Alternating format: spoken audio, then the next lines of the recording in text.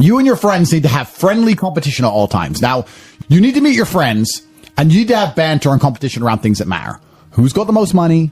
Who's worked hardest? Who's discovered XYZ? Crypto, stock, new way of generating income? Who's trained that day? Who has the most children? Put some actual competitions together that matter and start competing and being around people, because you are the sum of the 5 people you spend the most time with. Everybody knows this. So why don't you get some genuine metrics that will improve your life? You won't have time to stand around cooking meals if you're friends with somebody who works out for 3 hours a day, for example, because you're going to need to find 3 hours a day to train to beat him, which means you're going to have to just eat that rotisserie chicken as you do squats like a man should. Live with men you're in competition with. This is ultra important because you can measure yourself against your circle.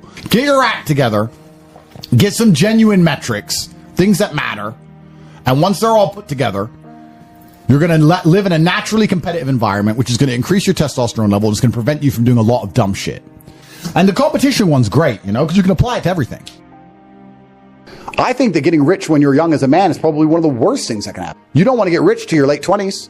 You want to spend all your 20s broke. Broke and grinding. Broke, grinding, training. If I had money at 18, 19, I would have skipped so many experiences and so many hard lessons. I'd be a fraction of the man I am today.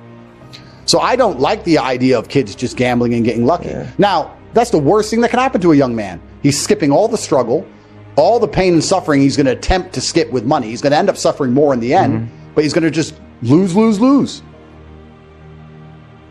I often see that when I speak to people who are too comfortable, they end up being unhappy. Yeah. You can't entertain yourself to happiness. You must earn happiness. You must climb a mountain. You must struggle yourself to happiness. That's extremely important. There must be physical, mental, social, creative, some kind of spiritual struggle.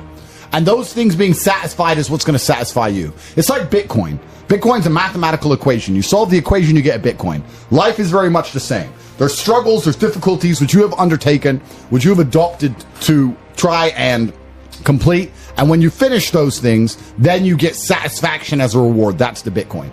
The only other alternative to that, to feel good, is hedonism. And that's not going to satisfy you for very long. And it's also going to destroy your life. So it's extremely important. Masculine competition is fun.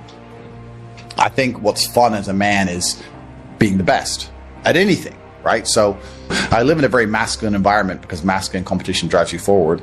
We all work together. We all work inside of the company and we're very successful. But yeah, I don't really know what's fun anymore. I just feel like nothing's really fun anymore besides working hard. Or you need an activity which is so adrenaline filled that it distracts you, which is why I love driving fast cars and fighting, because it's the only time I'm not thinking about work. Yeah, so I'm happy just to get my work done, and maybe I'm starting to get old after all. I'm 37, I'm getting old. I see my kids, I do my emails, I train hard, maybe go for a drive with the car, maybe get a coffee. That's it. Oh, he doesn't go to the gym because of XYZ or he feels down. That's fine, but he needs to go to the gym. So we can talk about all the reasons he doesn't go for forever.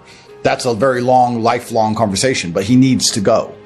So we've removed the needs, and we've removed the hard facts and the duty and the honor and the commitments, and we've replaced it all with this subjectiveness. And there's nothing more subjective than feelings. How I feel inside on a day I say I'm happy might be the exact same way someone feels inside on the day they say they're sad, because their expectation might be higher for happy because they only think they're happy when they're running around laughing like a child. I don't really give a shit how the men I know feel, because they have things they need to do. And as long as they're going to do them like they're supposed to do them, I don't really care that much.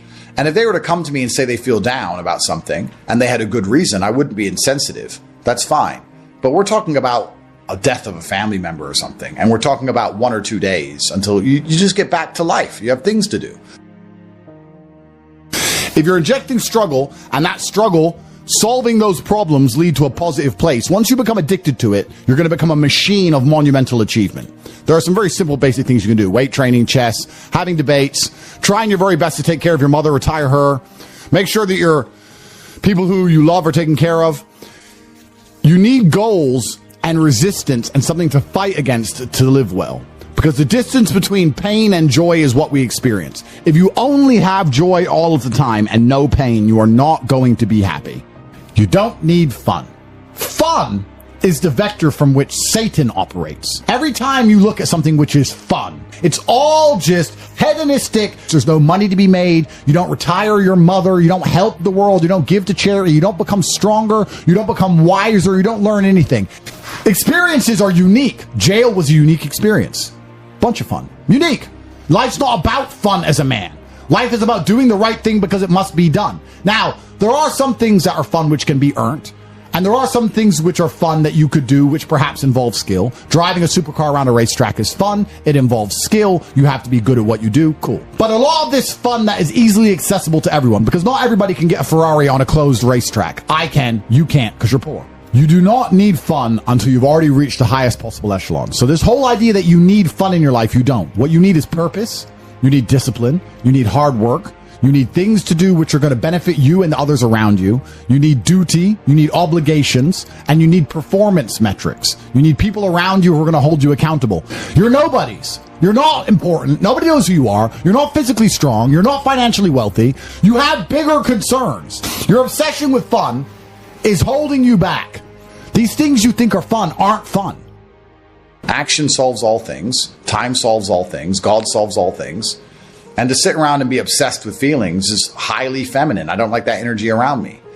If I feel sad, I don't cry. Just get on with life. It's the adult mentality. So I'm not sure. Feelings don't cross my mind, if that makes sense. They don't cross my mind because they don't affect my day. So it doesn't change anything. So I have other things to think about. People are afraid of accepting there's a problem because then they know they have a responsibility towards fixing it. Yeah. And they don't want to do anything, one, because they're lazy, and two, because they're afraid they might lose. So they'd rather pretend there's no problem at all. And I think I often say to people in a lot of my videos about a lot of other subjects that it's not always the winning and the losing. It's the fighting in the first place. And there's plenty of men in history you remember who ended up losing in the end. Napoleon, for example, who still fought, which is why they mattered. It's not, if you're only going to fight when you're guaranteed to win, then no bravery is required. And you have to fight so that you can look back on your life and feel happy that you tried to do something when you knew it was going on before it was too late. Forget about the winning and losing for now. Focus on the fight. You must wait for the moment when the opponent's mind is scattered and strike without hesitation. If you do not overcome your tendency to give up so easily, your life will lead to nothing. Objectify your demons so you control them instead of them controlling you. Fear is a reaction. Courage is a decision. You have to train your mind to be stronger than your emotions, especially your impulses, or else you're going to lose yourself. You will only be found by the devil once you are lost, and he will lead you to hell. Most of the important things in the world have been accomplished by men who kept fighting when there seemed to be no hope at all. That's a good slogan for life. You should wake up, look in the mirror, and say, suddenly, the champion returns with initiative and vengeance. Truthfully, a man, I believe, is being able to do the things that are hard or do things you don't want to do because you're supposed to do them. I think that's what a man's always been. A man is supposed to be strong. He needs to be strong, so he has to become strong. That's his job. A man is supposed to be brave. It's not that you can't feel fear. It's that you have to be brave. Oh, an attacker's here. I'm afraid, but I'm a man, so I will go and engage the attacker. It is my job. And now we're teaching men, you don't have to do what you don't feel like doing. You can do what you do feel like doing. The thing that people struggle with most, especially men, is that we only learn lessons the hard way. That's the problem. You want to be good at learning lessons the easy way, which is really paying attention and making sure the feedback you're receiving, you need to be perceptive to it so that it doesn't have to be so hard hitting. You need to be the kind of person who goes out for a drive and his wheels slide a bit and he slows down. But what people typically do is they go out for a drive, their wheels slide a little bit, they continue, and then they crash. And then they realize I should have slowed down once they hit a tree. They only learn the hard way. But when they got the easy little bits of feedback, they didn't want to pay attention to them because it was easy and they thought they got away with it. And it's the same with a relationship and the same with everything else. There's little bits of feedback. You go, okay, this is going to be a problem later on if I continue. But they ignore that part. They wait for it all to blow up and go wrong. And then they learn. So men only learn the hard way. And the reason they're sitting at home, even if they don't admit to these ailments, wondering why they're so unhappy all the time, is because you're fighting an internal battle. Your monologue is different in your mind from what your spirit truly wants. You want to be respected. You want to be strong. You want to stand up for what you know is right. You want to be a man, and you're just too afraid to engage the enemy. So you're going to self-destruct. You're going to turn on yourself. There's a fire inside of you. There's a fire inside of absolutely every man, and you can either direct it at your enemy and do your very best to destroy him, or it's going to burn inside of you and eat you alive. You have to make a choice. The cowardice that you feel that prevents you from engaging the enemy is the biggest betrayal, because now you're just engaging yourself. The battle's certain either way. So I strongly recommend you find who the enemy is and direct your efforts towards their destruction, as opposed to sitting there allowing yourself to self-immolate. This is actually why people are addicted to video games. Young men are addicted to video games because it mimics virtually what they ought to be doing in the real world. Yeah. Effort in to upgrade their character to become a better version of themselves so they can do better things than they could previously do and explore new areas of the map. You understand this in video games, and you do it in video games because it's very interesting to do. However, you don't want to do it in the real world. But in the real world, it's so much more rewarding. And I'm actually going to argue that we're living in one of the final periods where that's true. I'd say in a few generations, who you are and who your physical body is may not matter nearly as much. No, but it does matter today. A lot. Exactly. So that's why you should enjoy it while you can. I believe if you lift, stretch, move, improve your body, try and train MMA, learn how to fight, get stronger, get bigger muscles, it's a fast track to self-discipline, which will carry over into all other endeavors. And I would argue that is nearly impossible. In fact, how many people can say the gym saved their life? How many people do you know were depressed, started training, got in fantastic shape, and weren't depressed anymore? It is very easy. The low-hanging fruit is your body and upgrading your body. That is the easiest struggle, which is never going to backfire on you and never going to be a negative towards any other facet of your life. If I say something, I stick to it. I believe that your word is your bond, and you should stick to everything you say. So for me, the simplest life hack is to make sure I never see myself as a liar. If I say something, I'm going to do it. So if I say I'm going to run a marathon, I now have the energy to run the marathon because I don't want to break my word to myself. Which the hack to that is I don't need the energy to run the marathon. I need the energy to say I'll run a marathon, which is a lot less. But once I've said it, I have to do it. So if I look at something and I don't want to do it and I think that looks too hard to do, I'll tell Tristan or I'll tell someone close to me I'm going to do it. So now I have to do it. Just be brutally honest with yourself all the time. Otherwise, you're not going to be able to make the correct move on the chessboard. If you think you're better than you are or worse than you are, you're going to make mistakes. You need to know exactly where you are. Manifestation is real, but not because your mind manages to magically attract the things you want. I think it just reminds you of what you really want, and it allows you to find energy all the time. If you manifest yourself having a perfect physique, you're going to be a lot more motivated in the gym. It's not the thought that makes the physique, it's the gym that makes the physique. However, the manifestation makes you want to go to the gym. So I do believe that if you understood the power of your thoughts, you'd never think negatively ever again. But I think manifestation works in another way. I also think that once you understand all of the bad things and good things that come into your life are a perfect plan from God himself, you're going to be a lot less affected by the bad things.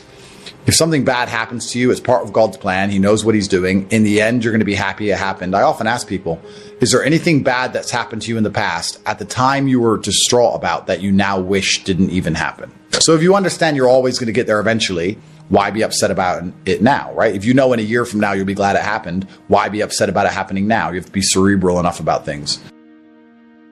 As a man, you need to have struggle in your life. I want you guys to actually sit and think, what struggle are you going through daily? What struggle are you undertaking? What struggle are you trying to overcome? Because you should make a list of them.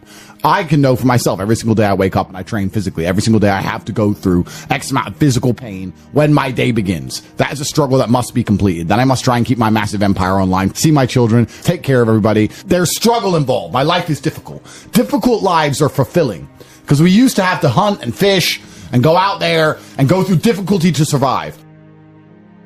And when I look at men who are physical specimens, I think everyone naturally does this, but I'm going to openly say it. I respect them differently than I look at men who aren't. I have a different level of respect for them because they show me they have discipline. They show me they have motivation. They show me they're capable of doing difficult and hard things. Those are the kind of people I trust. They're not afraid of struggle. They're problem solvers. People who train are problem solvers, and you need to become one, and you need to become very, very adept at solving problems pretty quickly. Do you not understand how intimidating that is just when they look at a group of people and they all look like superheroes and they can tell they're all disciplined, all hardworking, all dedicated, all physically strong? The struggle is what's beautiful about it.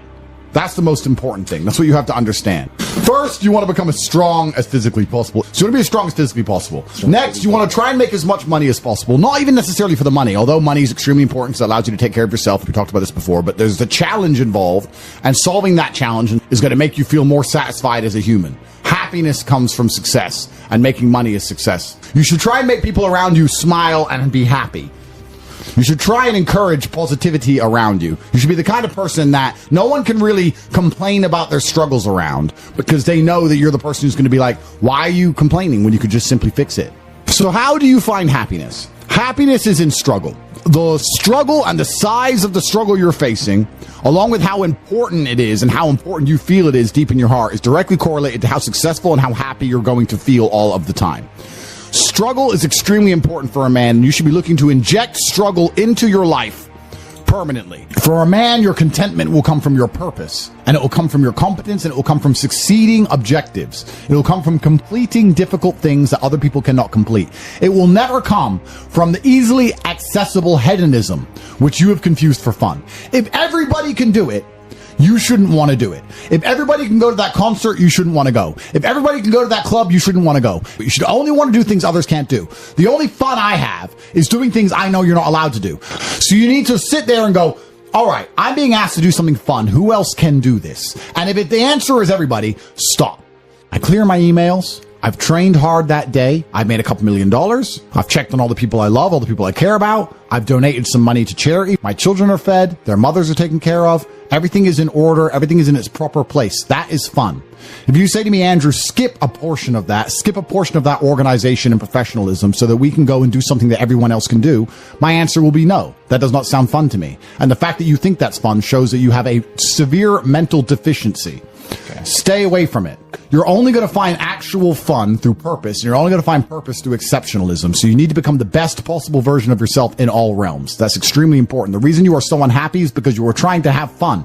You're unhappy because you're trying to have fun instead of trying to become important. They are very different things, and you're never going to feel satisfied in your heart unless you become important. Please imagine, and I don't state this with arrogance, please imagine for a second you're the most Googled man on the planet.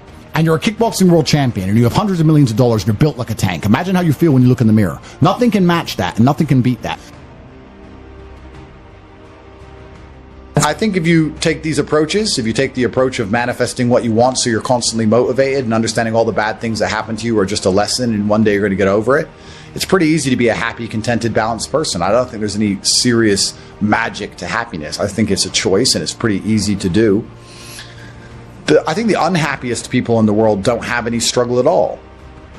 You often find that people who are struggling but know exactly what they're supposed to do, if they're getting up every day and they're grinding and they're working hard and they don't have what they want yet, but they believe they're going to get it and they're trying their very best and they're dedicating themselves, they're very happy.